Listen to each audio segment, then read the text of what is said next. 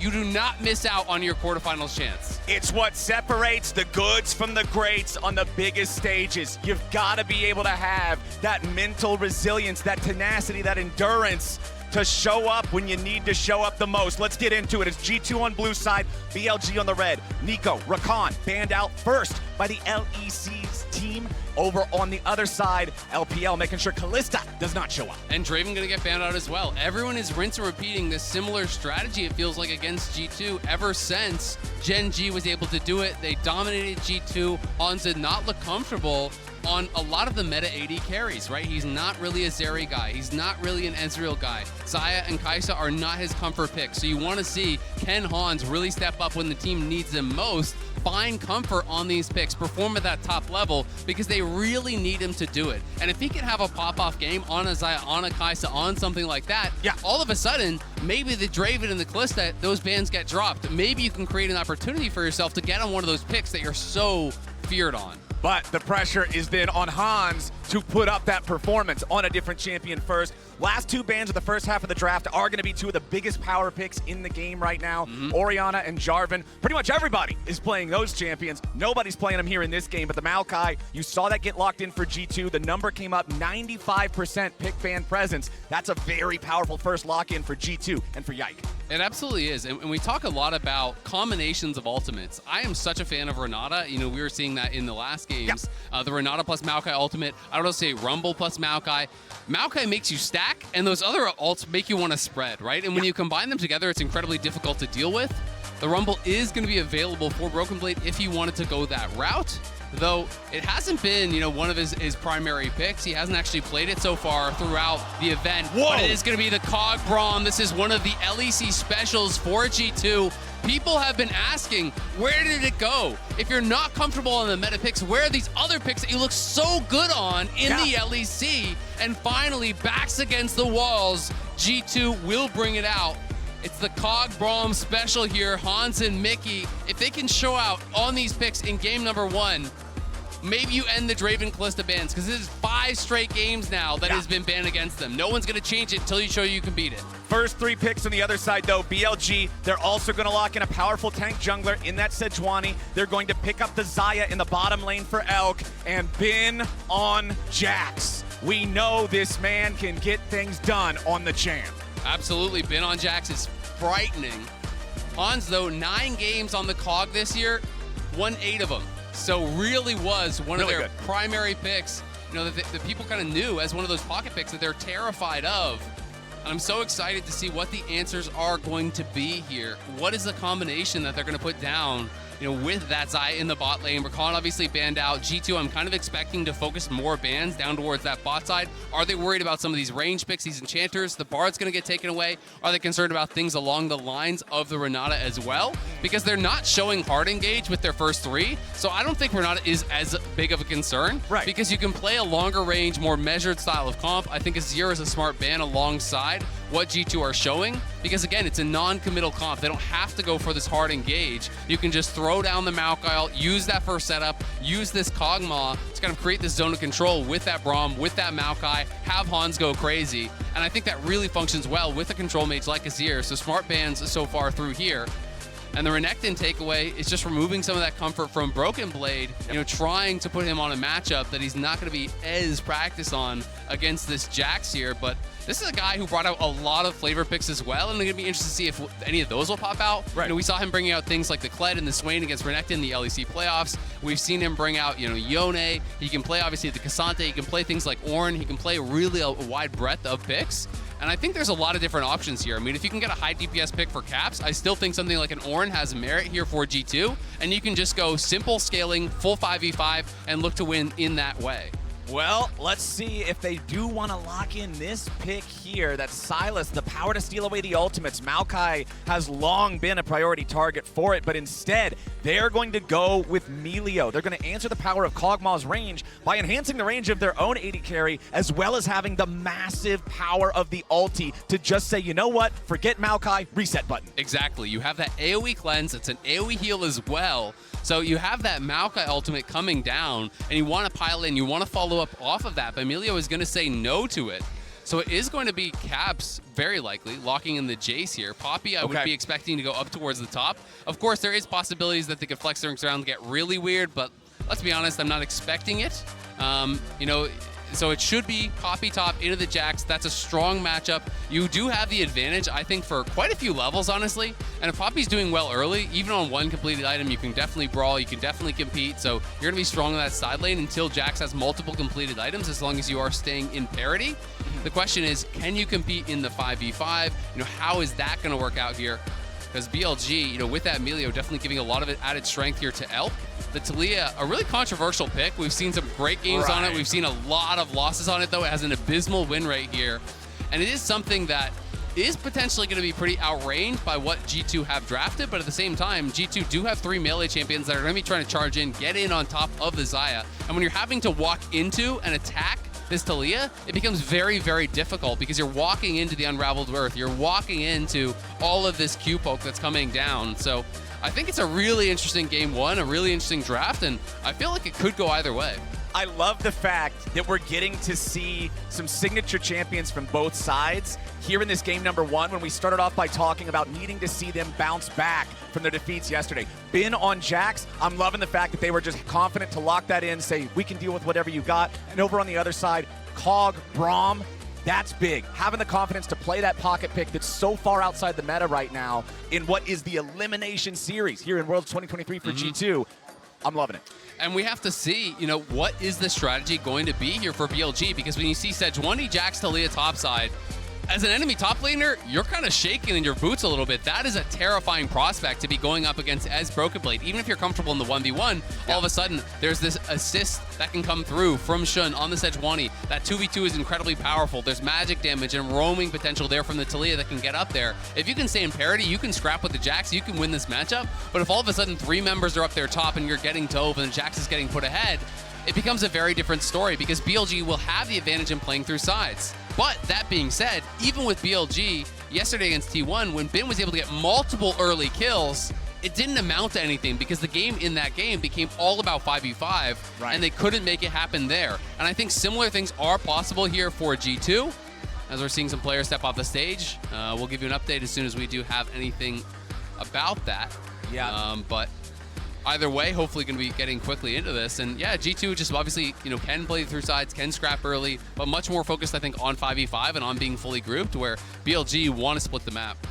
And again, this is our last match before we get to the quarterfinals. We have already decided 7 of the 8 teams moving on to the knockout stage. We currently have 1 representative from North America, 3 representatives from Korea, 3 representatives from China. This is Europe's last chance to make it into the knockout stage. The analysts were talking beforehand about how G2 had one of the most successful runs of all time for like a Western team. Probably the most successful run of all time for a Western team. The most successful, bar none. Yeah.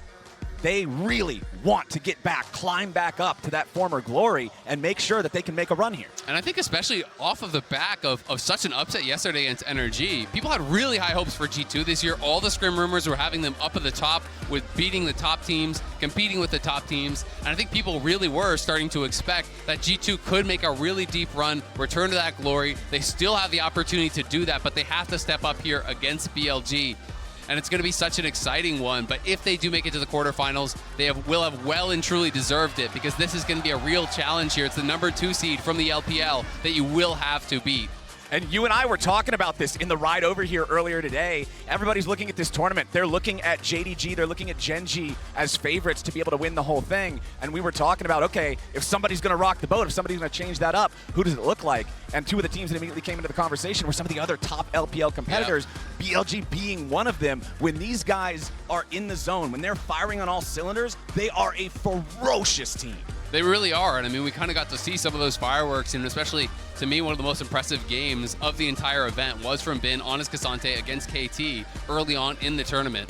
Just took the game into his own hands. Absolute monster performance, and we've seen that from Bin over the years. We know that these guys, when they are on, are really, really on.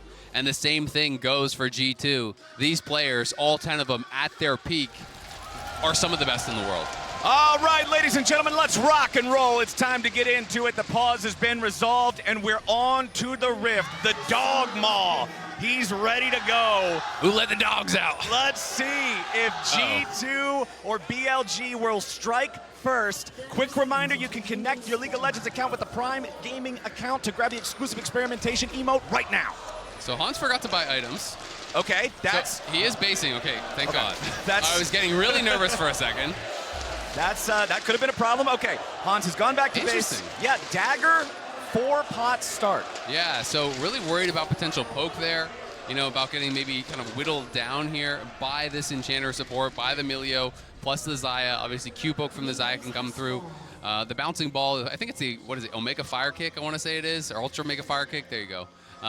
That one is pretty easy to hit. It kind of, it cheats a little bit, let's be honest. It kind of has that little guiding hit towards enemy champions if you bounce it off a minion. So the poke can actually be pretty reasonable. So clearly is worried about that poke and wants to stay healthy here. So much about Kog'Maw Braum, though, is just playing around your cooldowns. Because people think about this as, oh, Kog'Maw, that's a full scaling champion. You don't want to do anything. But actually, you are incredibly strong with your W up. When your W's down, you don't want to play the game at all. You're a nice ranged minion with a dog skin. Yeah, nice is even pushing it. But when you have the W up, you can scrap. You can step forward and take these aggressive trades. So it's all about playing around those cooldowns for both sides. For BLG, they want to track the W cooldown here from Hans and look to take aggressive trades when it is down. And you can see the ping there on the enemy red buff as G2's ward spotted Shun walking through. He doesn't start the red yet, goes from the Raptor camp for the Krugs instead, but they at least have the exact position on where that enemy jungler's at. I mean, this is so interesting, right? You know, clearly G2 are trying to trade really aggressively. They know they have the sustain advantage, but it is longsword 3-pot on the other side, so it's not a massive advantage. Yeah, both AD carries also playing biscuits here. So 2 potions already chugged here by Hans, 1 by Elk. They wanted to try to trade it really aggressively. You know, maybe he was even intentionally not buying to try to walk out on the map and see what the buy was from Elk and then adjust his buy to that. You know, that could be possible that he wanted to see, okay, what kind of style are you playing for? If you're going to go Cull, maybe I go a less kind of defensive style of build. So maybe that was intentional and I kind of made a miscall on it. But it's going to be interesting to see how the sustain works out and you know, if they're going to be able to survive down in this bot lane 2v2 early on. Well, it is the early lane control for the side of BLG as Elk and On will get that massive wave crashing into the turret. Hans will pick up as many of these as he can as Elk will just try to get whatever poke there is to find while this farm is demanded underneath the turret. You can see up in the top side, it's also the push going the way of BLG there too. Bin's in control, mid lane's telling the same story. It's triple lane priority in the first couple levels for BLG. Yeah, absolutely. They do have that push in, and that's going to make the job that much harder here for Yike. You know, when you're taking a look at the mini-map, there's already, you know, multiple deep wards here trying to track. There's a ward in the river as well, all trying to track where this Maokai is, because when you're playing aggressively, when you have push, you are exposing yourself to the enemy jungler, you're exposing yourself to that gank, but you're also gaining the advantage of being able to get these deep wards down and track the enemy jungler to keep yourself safe, which is going to allow Shun to have kind of that edge, right, where he can have the priority on moving laners, where they're coming to help him first. And Bin, again, just trying to play this aggressively, trying to push in as Shun completes full clear, does bot side scuttle, and he's going to have an early base and be back out on the map. You can see Caps moving up towards the top side. He's trying to make sure that he can defend this scuttle. It is a pushing wave in towards him, but they want to secure that topside scuttle for Yike, and they will be able to do it. Yep, it's going to be junglers both doing full clears, +1 scuttle crab. Everything settles out even. Yike throwing the sapling into the enemy jungle. Now he's going to make his recall, but it still is tempo advantage for Shun because he's back out onto the map as Yike is doing the recall. Exactly, and you can tell Yike with the first strike, he is going to be solo AP. You know, it is going to be very likely just on hit cog. Yeah, there's a little bit of mixed damage, but let's be honest, it's mostly solo AP, so he's very likely going to be Demonic Embrace, so we mostly see that into tank mythics. Ooh, as Hans, nice. Oh, Hans is getting real low.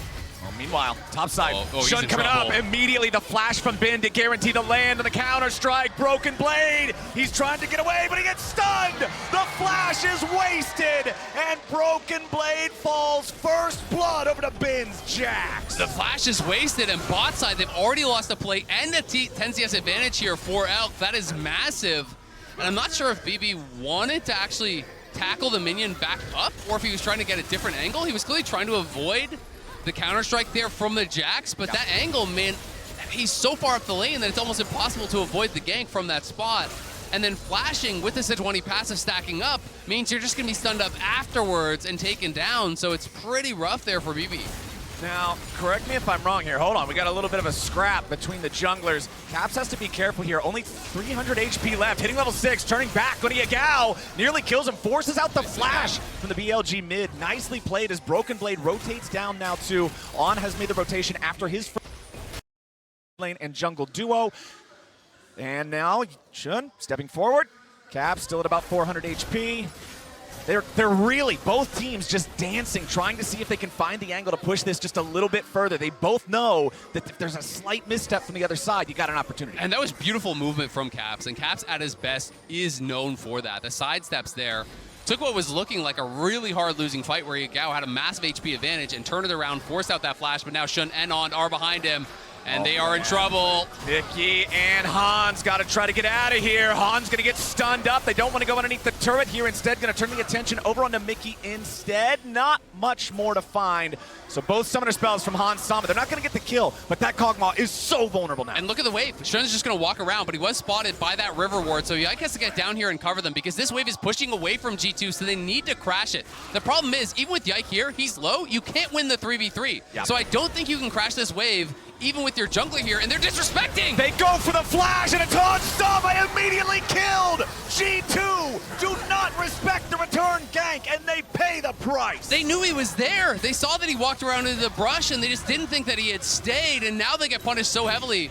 Bin taking a big hit, but does actually proc his demolish and will take a play, but that is devastating for G2 because now you crash the wave as BLG down in the bot lane 2v2. You deny another probably, I would say, a wave to half a wave. There is a cannon wave, so it's not going to be nearly as bad. But Hans is going to walk back to lane. The wave is going to be pushing away from him. He's going to have no summoners, and you can just call down the repeat gank. Even potentially if Yagao can get pushed. He's 6 now on Talia. You can look to visit again. So we can watch this one more time. He uses the tackle to avoid the counter-strike. There was no angle for another minion, so I'm going to say, you know, that was still a good play. But the problem is, you're so far up the lane now that there's no getting out. And then this ward here, that ward spotted him. They knew that Shun was in this area. They knew that he was going to be around here. They saw him walk out of the brush, but they're just saying, he's not going to stay surely this long, right? But then there's no summoners on Hans. Q flash from Shun. It's an easy kill there. G2, a bit of disrespect. I mean, they really wanted to crash the wave because this is in a horrible spot, but bad goes to worse. They didn't have the health to do it, and they get punished. It's a tough early game here for G2. Bin on this Jax. When they first went back and shopped after the scrap up here in the top side, after the first blood, Bin went straight for the plated steel caps instead of a tier 1 boot Nashim, for example. He wants that extra move speed to be able to play these trades and play this lane however he needs to. If his jungler comes back up and he's already got move speed advantage, it makes the gank into a kill so much easier. Absolutely, and Poppy does a lot of physical damage in these early trades, has to be respected, so is going to be effective in that regard as well. There's also going to be caps. You can see he's building lethality, so if you're thinking about who you're going to face in the side lanes, later on it's someone doing physical damage, so you're going to get value out of the move speed, you're going to get value out of that armor here as well. And it's G2 starting this up on the top side. BLG are aware of it, though. The question is, are they in position to challenge? I would say no. With the push from Broken Blade, he can move down. Poppy has so much value in these early skirmishes. So G2 will get an objective here and get themselves onto the board. And honestly, they needed it. Everything up until this point was going BLG's way, so getting some extra gold into their coffers from a nice Herald charge could be what they need to make sure they don't fall too far behind. Look at Yagao, though, cheating down. Anytime he moves down, they have to be worried about the ulti down towards bot side. They have to be worried about the potential dive, and they're setting up a trap. Shun comes in, not quite going to find the engage on Yike, and now he turns it around with Twisted Advance. Caps trying to put some DPS into the BLG jungler, but On has made his way up into the fight first. He still might have the Breath of Life if they need it, but he's not going to cast anything too early here. Beautifully done by Yike. Really nice movement. Sidesteps the ult, then Twisted advances to avoid the shove, but they do force the flash off Mickey because he was on the roam and he thought they were going to fully commit to that. So he flashed over the wall, and on top side, it's BB's going to have to let that ulti expire. And unfortunately, not going to be able to get anything from it. But Bin just playing this matchup so aggressively and creating a big CS advantage there. He's just the master of this champion. To me, has been the best Jax in the world, it feels like, for a while now. When you think back to even his Suning run and some of the best tournaments that he's performed in, it's always on this iconic Jax, and he is way out ahead. You can see that BB and Hans both down alongside those supports nearly at the bottom. On, gonna get hit with the winner's bite here. Immediately backing away with a cozy campfire for the extra heals. That campfire also close enough to Elk to give him the extra range to continue providing covering fire as the support backs away. The whole time, it's Yagao and Shun working together to take the first Drake of the game. Not a super early one. Almost 11 minutes in before we get that first Drake, so it's not going to be a super rapid soul stack. But I will say, bad news for G2. You know, if you're trying to hope for a bad soul to come up, as Caps. Yagao flashing away again. Caps doing a good job making sure that the BLG mid laner does not have that summoner. Yeah, really good job. Just lying in wait there. Wants to punish him as he's threatening to roam to bot side. Camps in the brush, forces out the flash. But it is going to be that Chemtech coming up next, which means it's not a Chemtech soul, which means there's really high potential here because we got Cloud and the Chemtech. So you're getting a primo soul guaranteed this game. So now I think we're going to see teams really put more priority on those dragons, because whether you get Ocean or Hextech or Infernal, whatever, you're going to be happy. But BLG instantly spot the TP, and they are running for the hills. On is the target. Caps wants to try to find him. A little more damage from long range coming out from Hans Sama's Kog'Maw. Needs one more living artillery. Ain't going to hit it just yet. On dies! Hans Sama dials it in. Nicely done. Hans fully commits that. They needed that kill. They get it on Hans. He is on point. The LEC sniper raining down hell onto On, knocks him down. It will cost him a plate in mid and the TP plus both summoners from Hans, but still, they're getting some momentum. They're getting some gold onto this Kog'Maw, and that's absolutely something that they needed from this position. You can see though, Shun walks over that topside vision, so he has been spotted. There's pings around him, but it's a second plate going to Yagao, so that is a lot of gold given up. Man, and they knew to go after Melio as well. I like the fact they didn't even waste time from the very start of the play.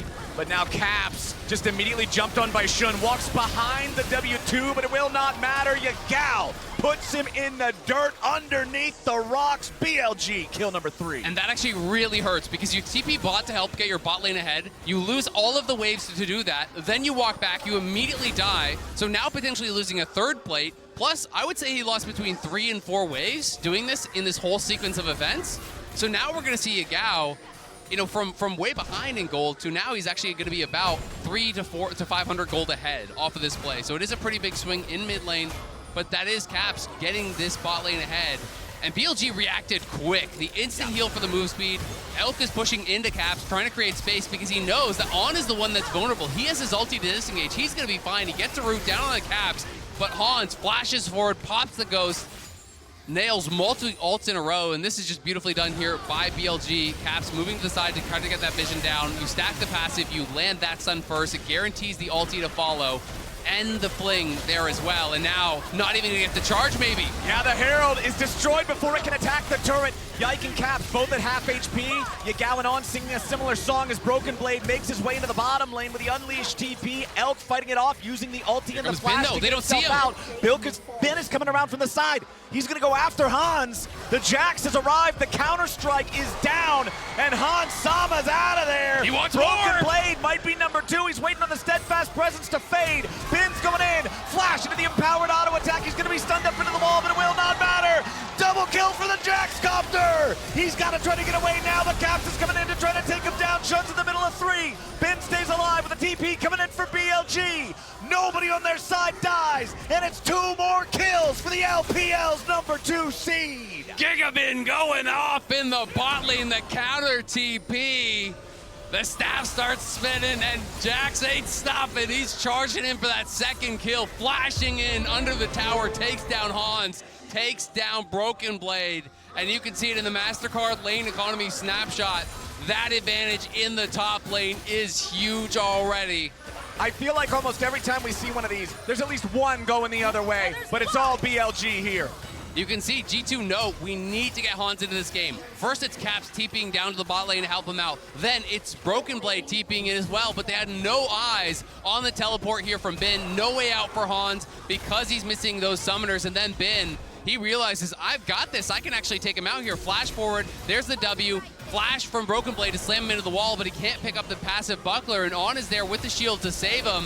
And then in goes Caps, but On held the breath of life the whole time. Baits him in, has the heal to keep Ben alive, and it ends up being nothing there for G2. The shields from the warm hugs, the healing from the cozy campfire, the healing plus the cleanse. These words sound so ridiculous when I'm saying them in this situation. I was just looking, you're talking so serious. The warm hugs were critical there. But it's true. The soft blanket that Emilio put on his teammates. The love and care with which he healed them up from the breath of life. The comfort that Emilio gives to the Jax saved his life, man. Ben gets away with that. He's got his Divine Sunderer now. Respect. The bane of all tanks. The Jax is now in primo real estate here in the side lane. Well, man, on just walking around the map, giving out some warm hugs, you know? You're really loving this stupid name.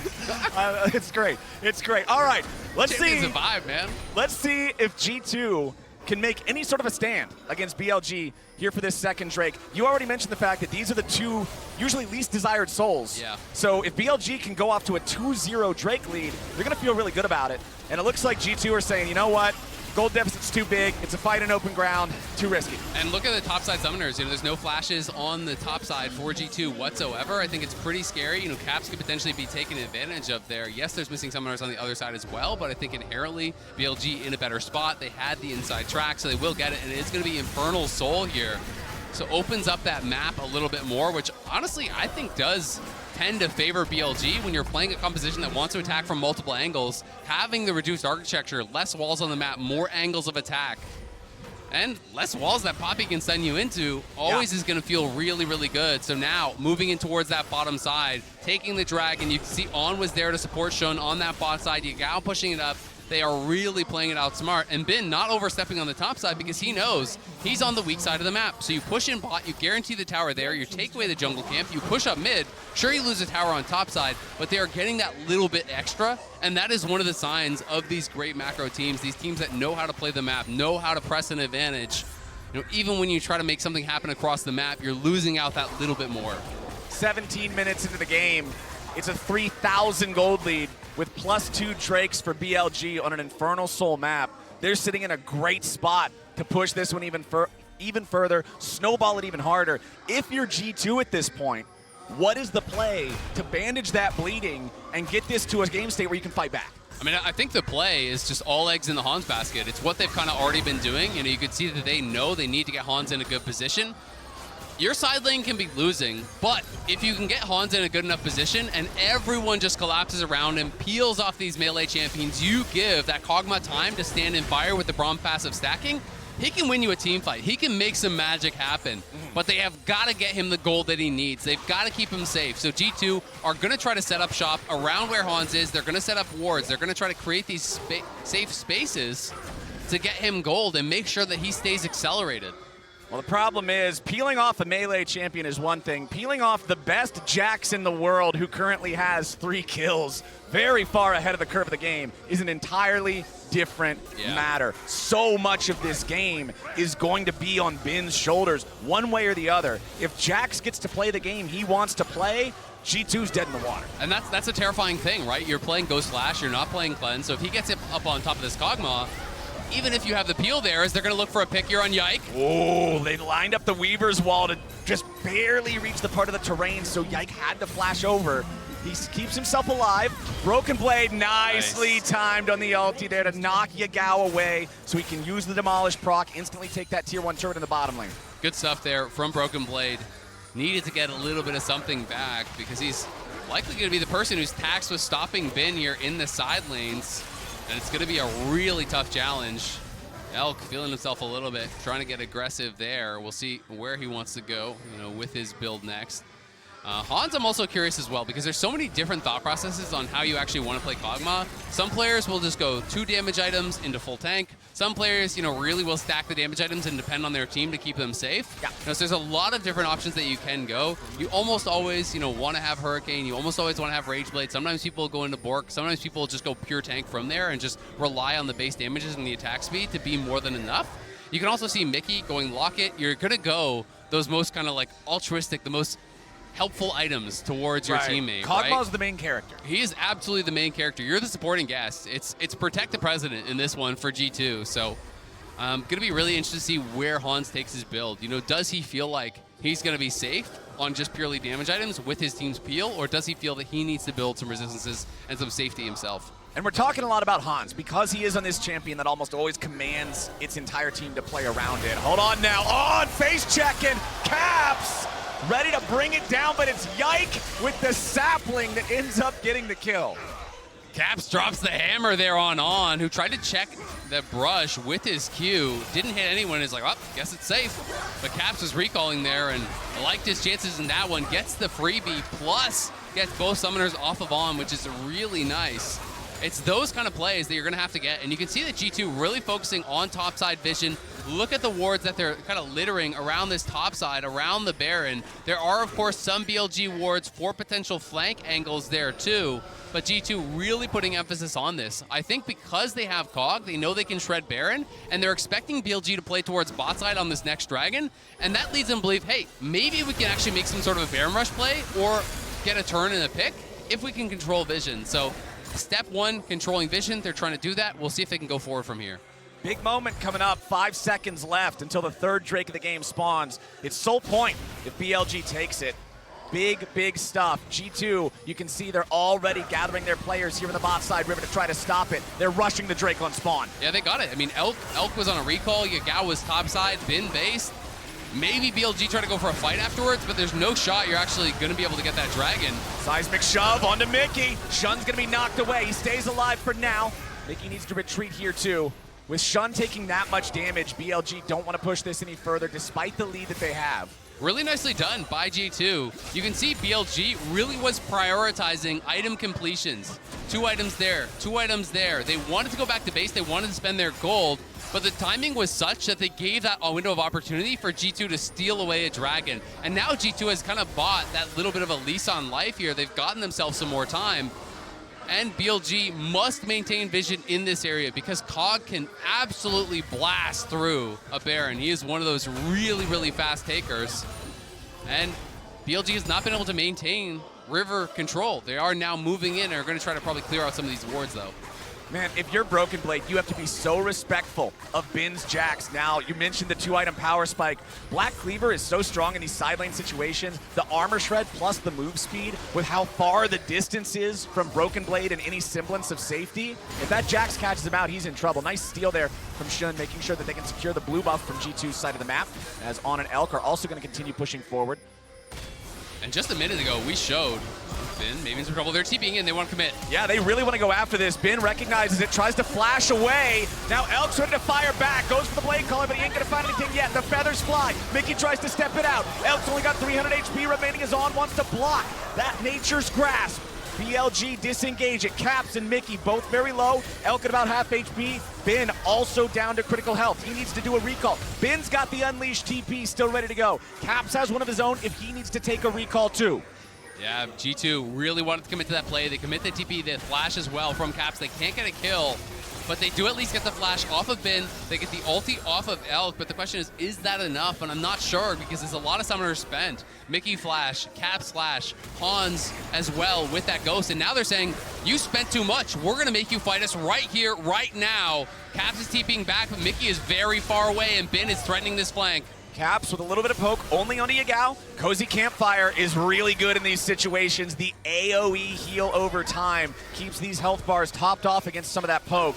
G2 trying to approach, make sure that BLG don't just get uncontested control over the river. Shun coming into the mid lane, Cap's gonna be caught out. Shun still looking for him, Cap's at 25%. Remember, he already used his Unleashed TP to get back to where he is right now, so if he recalls, he has to walk back. Good job from G2 though, they closed ranks around Caps. He was missing his flash, so he needed everyone else to step up and be able to keep him safe in that position. If he dies there, it is absolutely devastating. It's likely gonna be a Baron start for their opponents, so good job by G2 getting themselves out of that situation.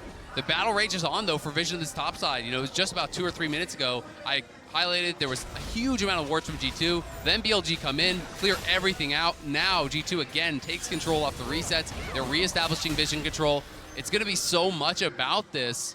And BLG right off the reset back towards that topside river. There is clearly so much emphasis on this, and there will continue to be throughout this game because they know both teams really can threaten a very quick Baron. And man, I got my eyes on Elk. We've been talking a lot about Hans because the Kog'Maw is the main character of G2's squad.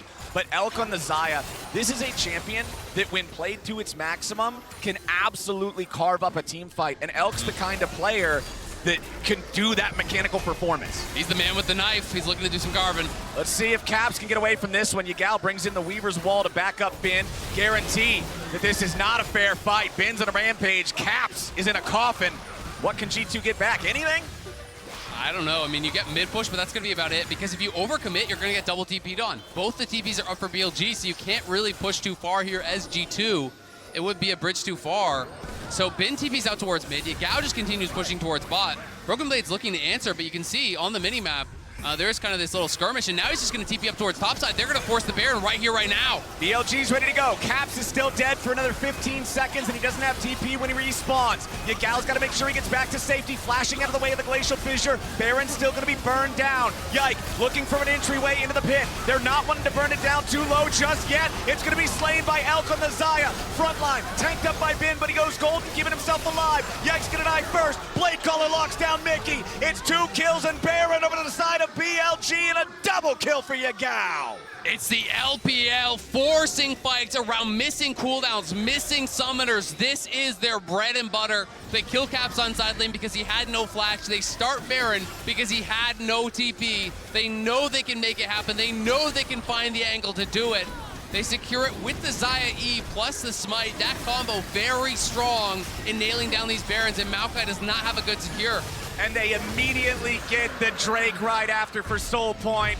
Isaac, behind the scenes in a previous series, you were telling me about how you think it's one of the strengths of the LPL. The region plays so well around missing cooldowns, and they just showcased it here again with BLG's series of plays. Absolutely. This is one of the strengths, one of the hallmarks of the best LPL teams. Is a lot of people in the West will say, well, why are you fighting? There's not an objective. The LPL will fight to get cooldown advantages. The LPL will fight to create these incremental edges where they can then slam home an edge because you're missing a summoner, you're missing an ult, and they feel that is enough to make it happen. So they go here. It is a bit of a flip, but they have the edge of the Xayah with the Feather Pull to try to secure it, and they're able to turn. They're always going to win the fight because even though Caps is going to respawn, he has no TP, so he can never join. So even if that's stolen, BLG are confident that they can get the fight win, get something from it, and now have a massive advantage, nearly 7K here in the lead. And it's going to be so hard for G2 to come back from here. They're down so much, man. 7,000 gold lead, Soul Point, Baron still up for BLG for the next minute and 15 seconds. I mean, just look up at the top lane, right? It's 3 completed item to 1 in the garage sale here. And now the Baron buff is going to be there for Bin. And tanks cannot clear minions against the Baron buff. It is one of their big weaknesses against these split pushers.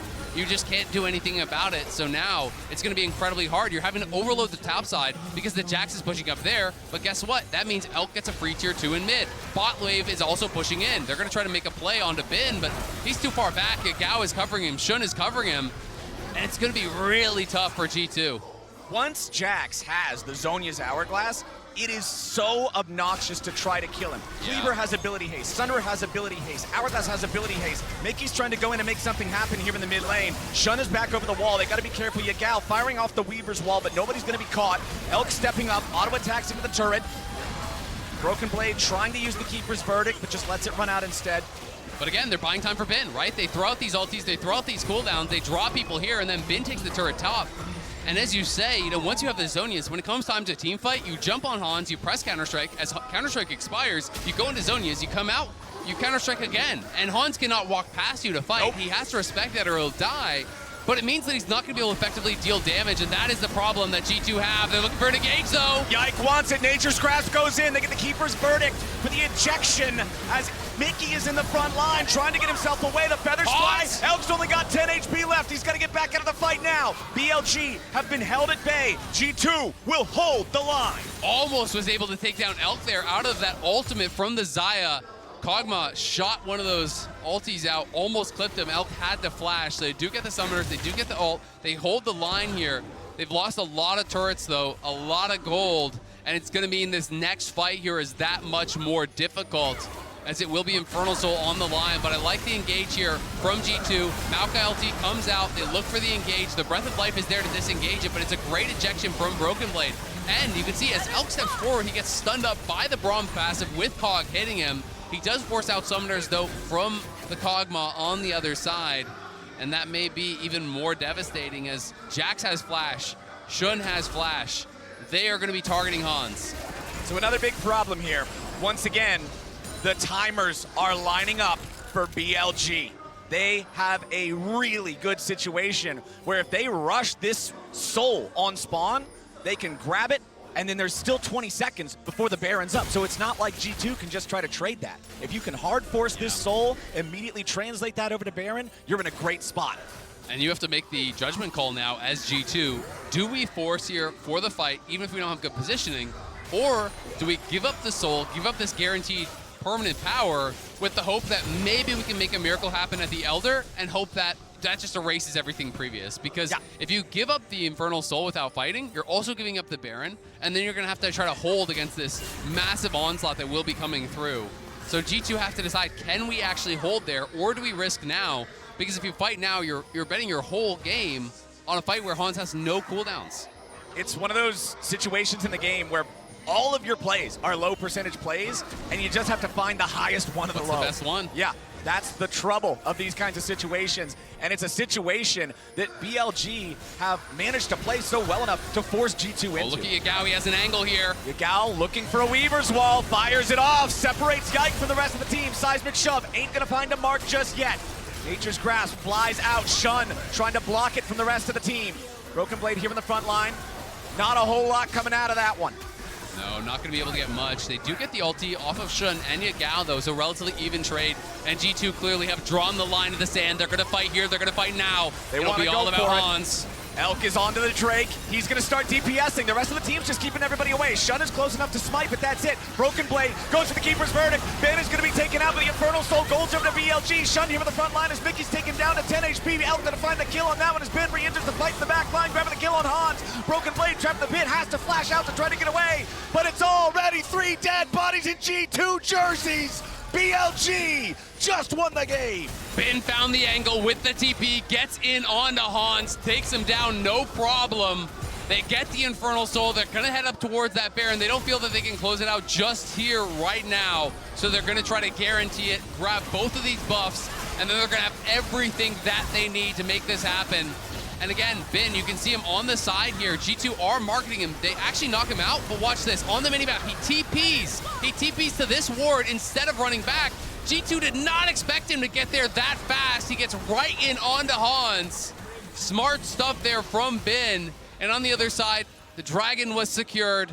BLG, no doubt about it, looking in form today.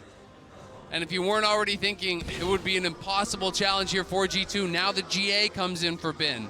Now the 4th item comes in for Elk. Everything is there. Shun picks up the Anathema's chains. Guess who that's going on? It's going on Kog'Maw.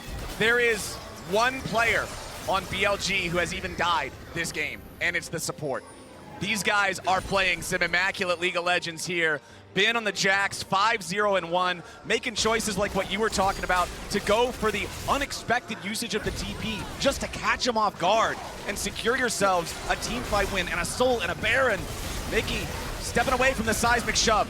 Still on top of the Unraveled Earth. Keeper's Verdict again. Gonna try to find that removal as Caps has to go into the stasis. Elk now in a spot where he's gonna fight off 1v4. Finds a killing spree on Caps. Elk's still alive, but finally gonna be shut down by Hans. Yagao and Ben have made their way into the fight. Flash forward, counter strike. Shun leads the charge. There it is. There it goes, baby. BLG just stomp them. BLG, they're going to take this game, a clean game 1 against G2, 16-3. The soul to their name, both Barons as well, make no doubt about it. BLG are here to play. It's the last series before the quarterfinals, and BLG come out swinging. They'll start it off 1-0. It was a great final engage there from G2. You had to take a swing. If you just sit back, you're going to lose the game. They did get onto Elk. They were able to take him down. But from that position, you have to commit so much